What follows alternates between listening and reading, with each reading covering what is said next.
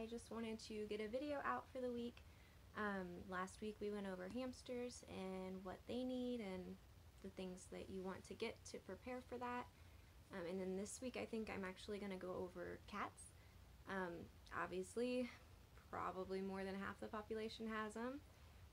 And a lot of people, I would say most people are educated, but there are some people that still need a little bit of assistance there, a little information to kind of get them going. So obviously you want to choose the right cat for you. There's lots of different breeds, there's lots of different temperaments, and then obviously male and female. There is a difference to me between the two genders. Males typically tend to be a little bit more affectionate. Females are a little bit more dutiful. They have kind of their own plan, and they can be a little bit more finicky.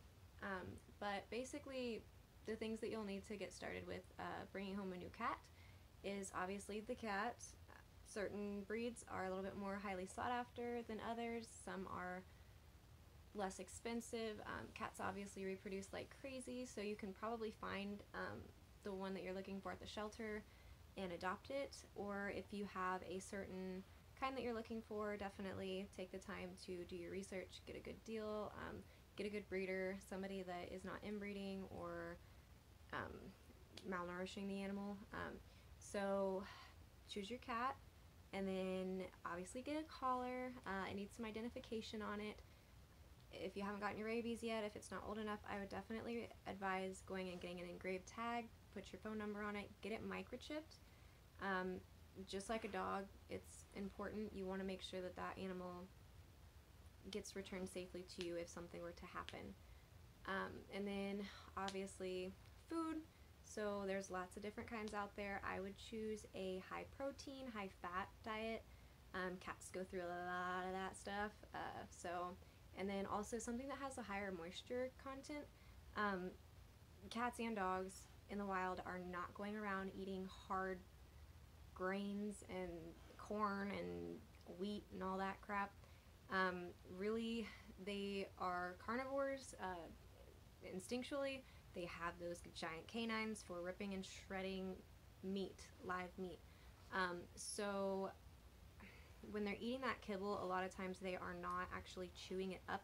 They're just putting it in their mouth, kind of chomping around a little bit and just engulfing them whole. That's why whenever you see a cat throw up, it's usually intact.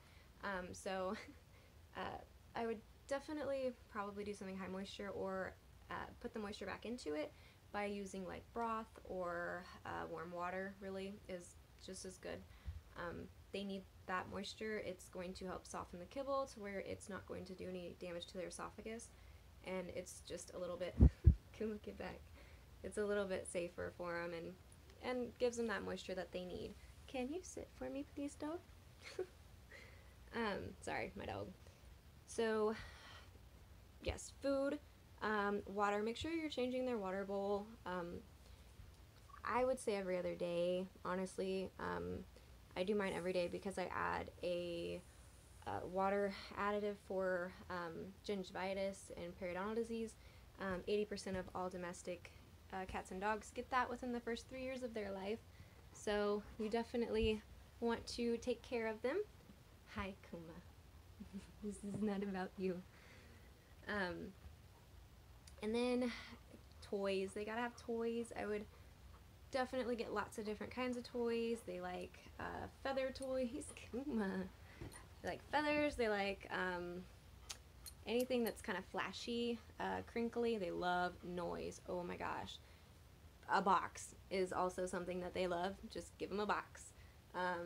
You know, the little string toys, you can make them out of anything. Cat toys are super, super inexpensive. So toys, and then treats. You want to have some treats, definitely. Just rewards, so it encourages your cat to do the right thing, and it also lets them have a little bit of reward so that they feel like they are pleasing you or that they're making you happy, and everybody wants to feel like they're being rewarded for something. So you can use them for training. My cat, we trained him right away. Hey, no scratching on the furniture, and that was definitely easy for us.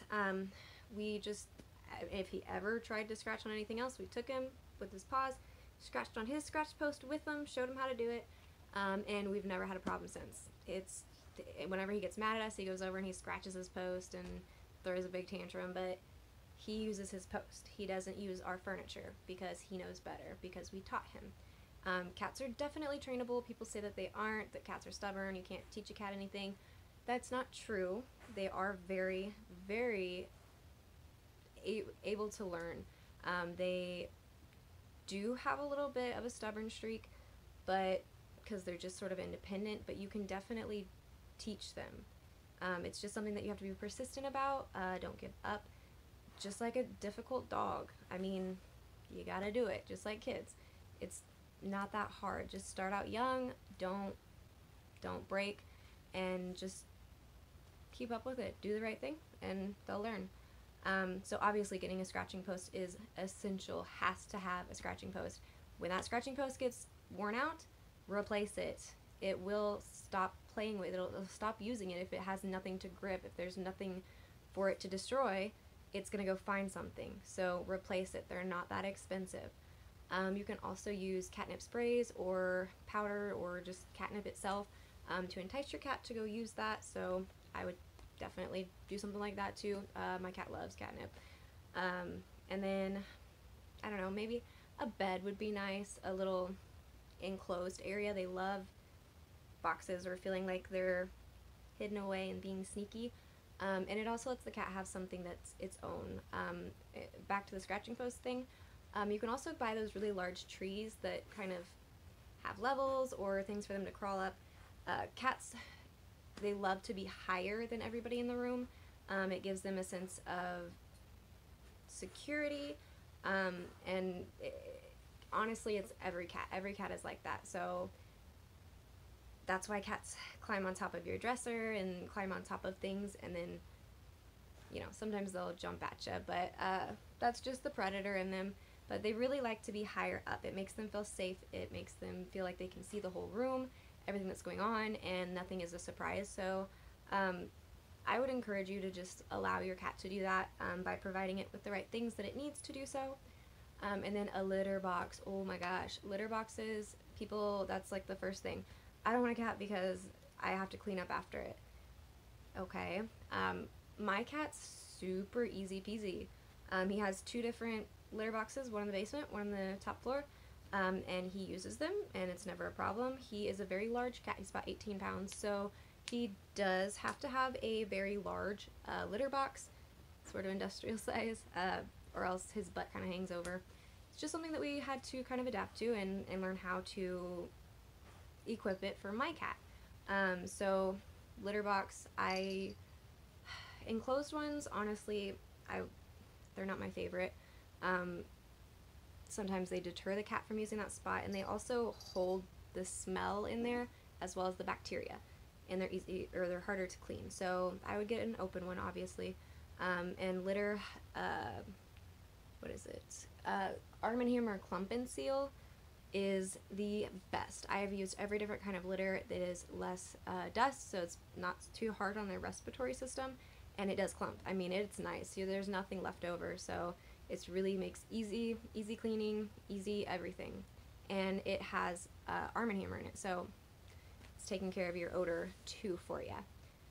So really that's it. Cats are super easy. They love you. They just want to be happy. They just make it easy. I mean, they're really not that expensive. They do require daily interaction, daily time spent with them, daily attention, just like a dog, just like a kid, just like any other animal. So do not neglect them. I know they're really cute and fun whenever they're little, but when they get older, people tend to just get rid of them or stop giving them attention and then wonder why there's behavioral issues. They need love. They need affection, so give that to them. If it's not something that you're going to be able to do for the next 20 years, don't get a cat, because they can live a long time and they need that. They have to have that, and it's very, very important that you're able to provide that, or else there's no reason you should be getting an animal if you don't have a plan for their entire lifespan. Cats live a really long time, so I'm hoping for 20 years out of my cat. So when I got my cat, I pictured everything within a 20-year span. This is my life now. This is what I have to do to provide for him. And am I willing to take that on? Yes. So think about it just like a kid, 18 years. So think about that, and just do a little bit of research. Get your supplies before you get the cat. Always, always, always, I always recommend getting your supplies before you get the animal. It's just makes training right away easy, and makes the whole transition easy, less stress, less everything that is negative. So definitely do those things, and I think you'll be pretty successful with taking one home, and hopefully not ever having to rehome it, as long as you've taken the time to make that decision wisely. So if you guys have any questions, you can leave them in the comments below. I will get back to those as soon as I can. And if you have any suggestions for another video in the future on any other kind of animal that you would like to learn about or know how to get started with, definitely leave that below too.